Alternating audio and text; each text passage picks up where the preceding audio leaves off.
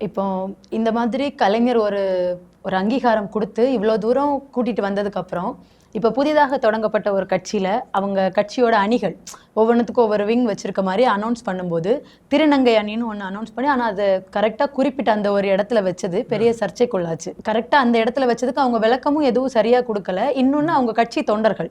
அவங்க வந்து இப்போ ஆன்லைன்ல யாரையாவது அபியூஸ் பண்ணணும் அப்படின்னு அவங்களுக்கு தோணுதுன்னா, முதல்ல பண்ற விஷயம் அவங்க வீட்டு பெண்கள. அதுக்கடுத்து கொண்டு வர விஷயம் கொச்சைப்படுத்துற மாதிரியான வார்த்தைகள். பொட்டை, வானவில் அந்த மாதிரி மன்னிச்சுக்கோங்க. அந்த மாதிரி வார்த்தைகளை கொண்டு வந்து பேசுறாங்க.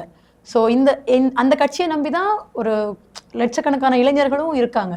அந்த இளைஞர்களுக்கு நீங்க என்ன சொல்ல விரும்புறீங்க? அதை பத்தின உங்களோட பார்வை என்ன? அது நான் உங்களுடைய அந்த பொலைட்டான வார்த்தையை நான் ரசிக்கிறேன். அந்த அந்த இடத்துல சொல்றீங்க. அந்த 9ஆம் நம்பர்லன்னு கூட உங்களுக்கு வாயில சொல்றதுக்கு தோணலை. ஆனா அந்த ஒரு கட்சி இயக்கக்கூடியவங்களுக்கு அந்த பெருந்தன்மை இல்லை. அந்த இடத்துல வந்துட்டு திருநங்கைகள் எழுதும்போது அவங்க யோசிச்சிருக்கணும். இந்த எண்ணெய் வச்சுதானே கேலி பண்ணாங்க, இந்த எண்ணெய் வச்சு கேலி பண்ணக்கூடிய இடத்துல நம்ம இவங்களை எழுதக்கூடாது தோணிருக்கணும். தோணலை. அவங்கள நம்பி போகக்கூடிய இளைஞர்கள் வந்துட்டு மே ஜூன்ல வருத்தப்படுவாங்கன்னு தான் எனக்கு தோணுது.